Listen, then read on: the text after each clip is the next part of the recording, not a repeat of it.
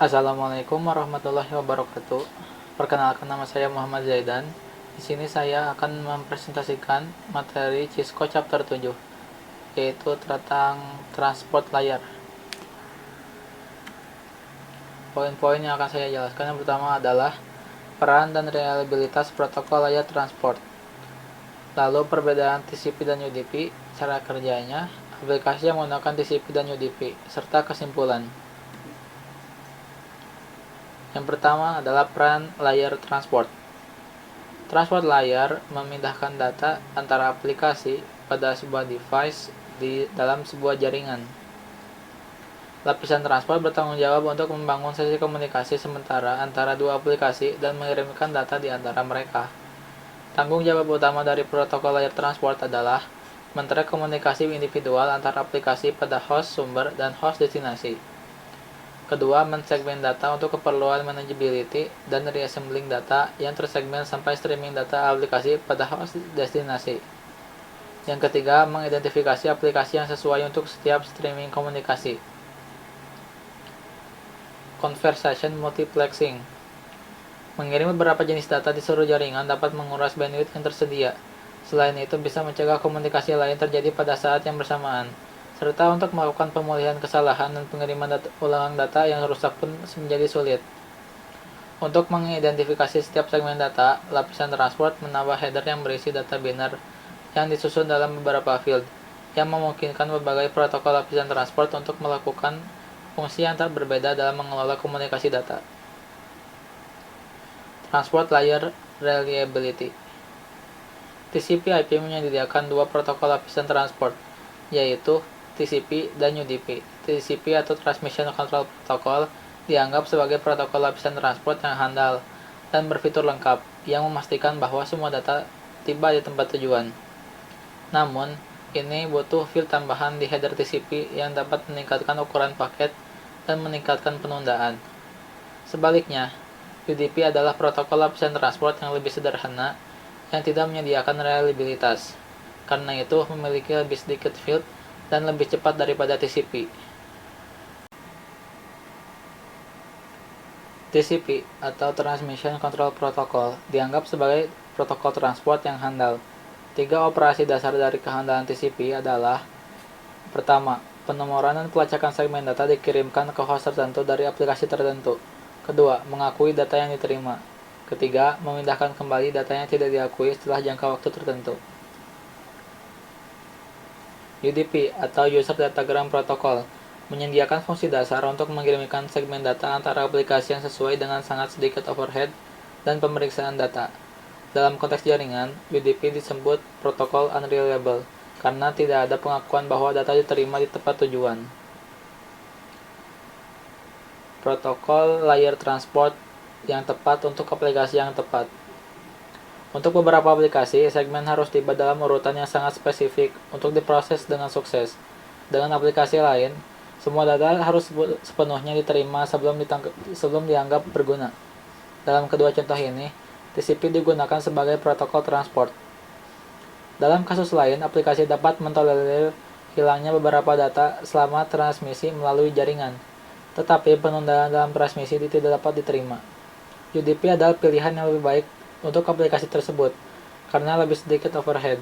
UDP lebih disukai untuk aplikasi seperti streaming live audio, live video, dan voice over IP atau VoIP. Pengenalan TCP. TCP atau Transmission Control Protocol. TCP awalnya dijelaskan dalam RFC 793.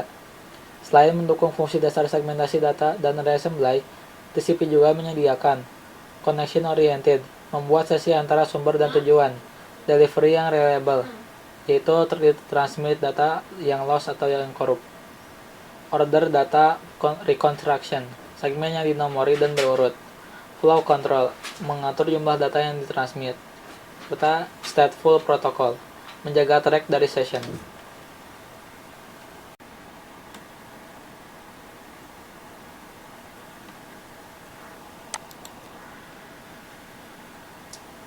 Extra overhead pada TCP. Extra overhead termasuk Sequence number 32 bit digunakan untuk tujuan data yang reassembly. Nomor acknowledgement 32 bit menunjukkan data yang telah diterima. Panjang header 4 bit dikenal sebagai data offset menunjukkan panjang header segmen TCP. Reserve 6 bit bidang ini dicadangkan untuk masa depan. Control bit 6 bit termasuk kode bit atau bendera yang menunjukkan tujuan dan fungsi dari segmen TCP. Ukuran window 16 bit menunjukkan jumlah segmen yang dapat diterima pada satu waktu. Checksum 16 bit digunakan untuk pemeriksaan kesalahan dari header segmen dan data. Pengenalan UDP. UDP atau User Datagram Protocol bersifat connectionless. UDP tidak membuat sambungan antara host sebelum data dapat dikirim dan diterima. Lalu, Unreliable Delivery. UDP tidak menyediakan layanan untuk memastikan bahwa data akan dikirimkan ulang jika rusak. No Order Data Reconstruction. Kadang, data yang diterima dalam urutan yang berbeda dari yang dikirim. UDP tidak menyediakan mekanisme untuk pemasangan kembali data dalam urutan aslinya. No Flow Control. Tidak ada mekanisme dalam UDP untuk mengontrol jumlah data yang dikirimkan oleh sumber untuk menghindari besar perangkat tujuan. Stateless Protocol, yang berarti tidak ada klien atau server. Ada 3 jenis aplikasi yang paling cocok untuk UDP, yaitu aplikasi yang mentolerir beberapa data yang hilang, namun memerlukan sedikit waktu. Kedua, aplikasi dengan transaksi beralasan permintaan sederhana. Yang ketiga, komunikasi searah tidak diperlukan atau dapat ditangani oleh aplikasi.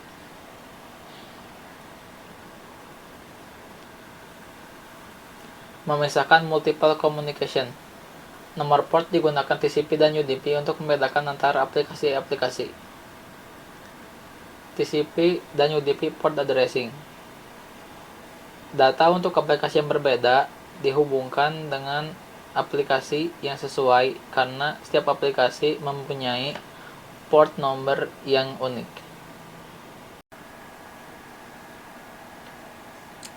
Port diklasifikasikan dengan jenis protokol transport yang digunakan.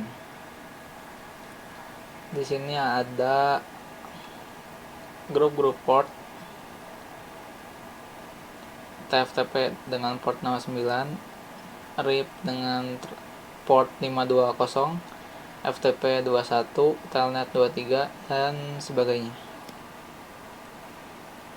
Netstat digunakan untuk memapar koneksi TCP yang terbuka dan berjalan pada host jaringan. Dan ini adalah contoh penggunaan Netstat. TCP and UDP segmentation. TCP dan UDP menangani segmentasi secara berbeda, seperti di gambar sini.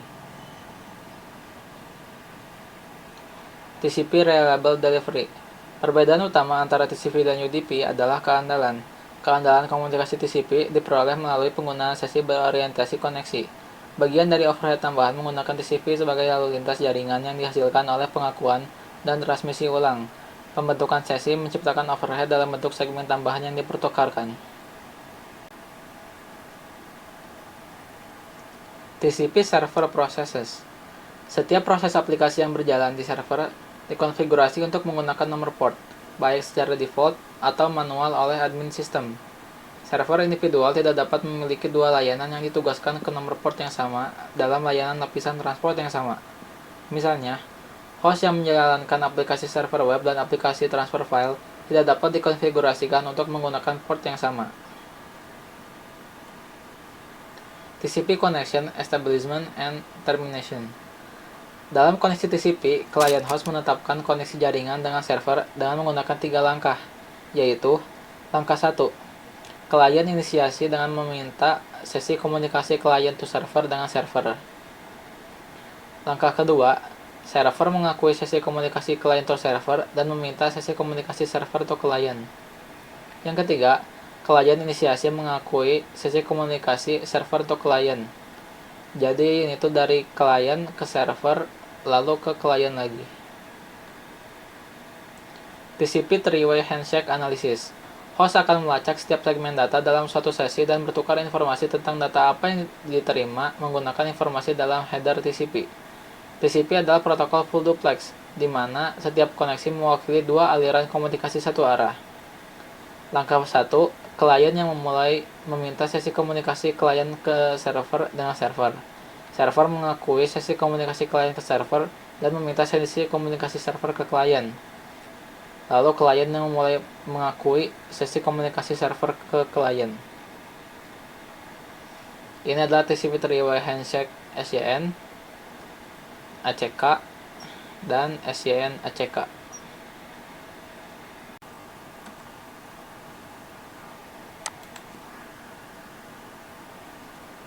TCP Session Termination Analysis. Untuk menutup sambungan yang finished, flag control harus diatur di header segmen. Untuk mengakhiri setiap sesi TCP satu arah, two-way handshake digunakan. Terdiri dari segmen fin dan segmen ACK. Oleh karena itu, untuk mengakhiri percakapan tunggal didukung oleh TCP. 4 bursa diperlukan untuk mengakhiri kedua sesi. Proses terminasi dapat dimulai oleh dua host yang memiliki sesi terbuka. Langkah 1. Ketika klien tidak memiliki lebih banyak data untuk mengirim di sungai, ia akan mengirimkan segmen dengan fin set bendera. Langkah 2. Server mengirimkan ACK untuk mengakui penerimaan fin, untuk mengakhiri sesi dari klien ke server. Langkah 3. Server mengirimkan fin ke klien, untuk mengakhiri server untuk sesi klien. Langkah 4. Klien merespon dengan ACK untuk mengakui fin dari server.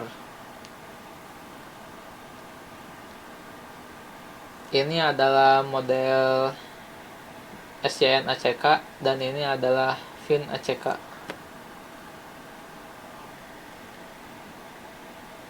Ini juga, ini TCP Session Termination fin dan TCP Session Termination ACK. TCP Reliability Order Delivery Resequencing Segments. Segmen TCP dapat tiba di tempat tujuan dalam keadaan rusak. Agar pesan asli dipahami oleh penerima, data dalam segmen ini disusun kembali ke dalam urutan asli. Nomor urut ditugaskan di header setiap paket untuk mencapai tujuan. Nomor urut mewakili byte data pertama dari segmen TCP.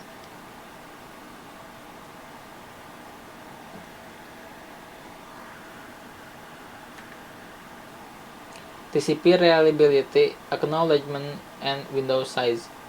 Confirming Receipt of Segments. Salah satu fungsi TCP adalah memastikan bahwa setiap segmen mencapai tujuannya. Layanan TCP pada host tujuan mengakui data yang telah diterima oleh aplikasi sumber.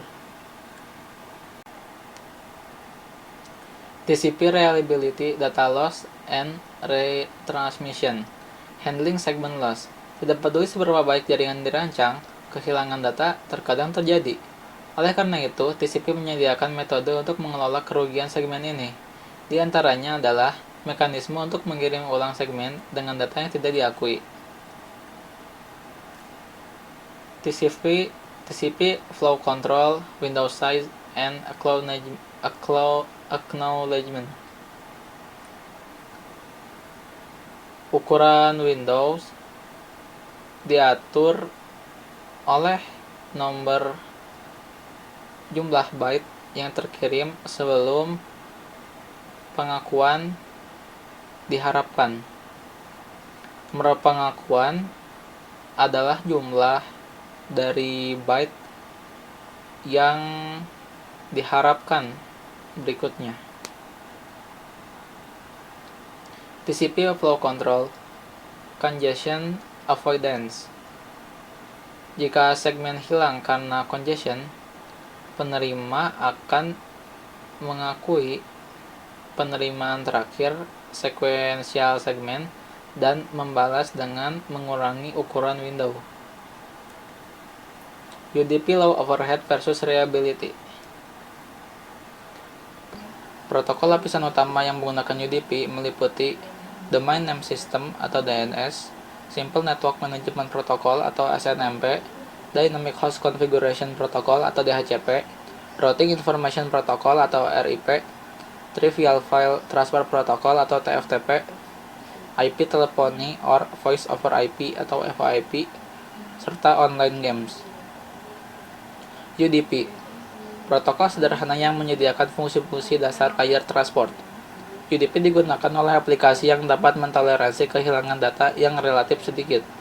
UDP digunakan oleh aplikasi yang tidak bisa mentoleransi delay. UDP Datagram Reassembly. Data dibentuk ke dalam beberapa datagrams. Setiap datagrams yang berbeda bisa mempunyai rute yang berbeda. UDP Server Processes and Requests. Aplikasi server berbasis UDP diberi nomor port yang dikenal atau terdaftar. Ketika aplikasi atau proses ini berjalan di server, tujuan akan menerima data yang dicocokkan dengan nomor port yang telah ditetapkan. Ketika UDP menerima datagram yang ditujukan untuk salah satu port tersebut, maka data aplikasi akan diteruskan ke aplikasi yang sesuai berdasarkan nomor portnya. Dan ini adalah contohnya. Klien DNS request akan mendapatkan port di port 53 dan klien request radius akan mendapatkan di port 1812.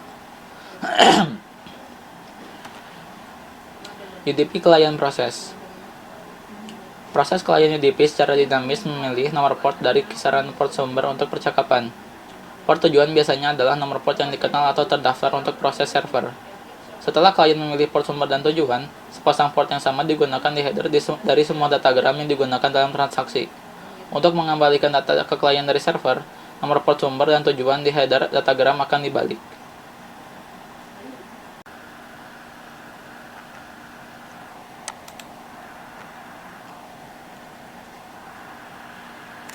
Ini adalah contoh UDP client process. Client 1 DNS request, sort portnya 49152 dan destination portnya 53. Di servernya DNS ini portnya itu 53 dan radiusnya ya 1812. Client 2 radius authentication request, source portnya 51152, destination portnya 1812. Request destination port. Client request ke server UDP menggunakan port number yang diketahui sebagai destination port. Request source port menggunakan port number acak atau random sebagai port asal. Respon destination port. Server respon ke klien UDP menggunakan port asal dari request paket sebagai port tujuan. Respon source port. Server respon ke UDP klien menggunakan port number yang diketahui sebagai port asal. Aplikasi yang menggunakan TCP.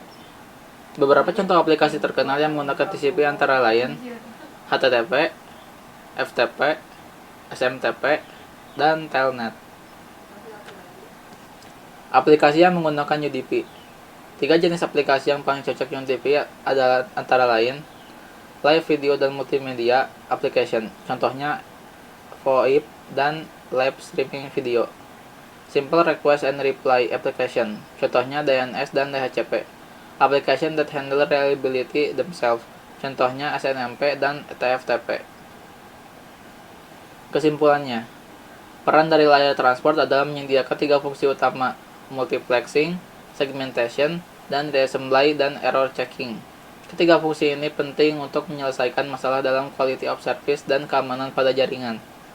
Mengetahui bagaimana TCP dan UDP beroperasi dan aplikasi populer mana saja yang menggunakan salah satu protokol akan meningkatkan quality of service dan membangun jaringan yang lebih reliable. Port menyediakan sebuah terowongan bagi data dari layar transport layar ke aplikasi yang sesuai di host tujuan. Sekian dari saya. Wassalamualaikum warahmatullahi wabarakatuh.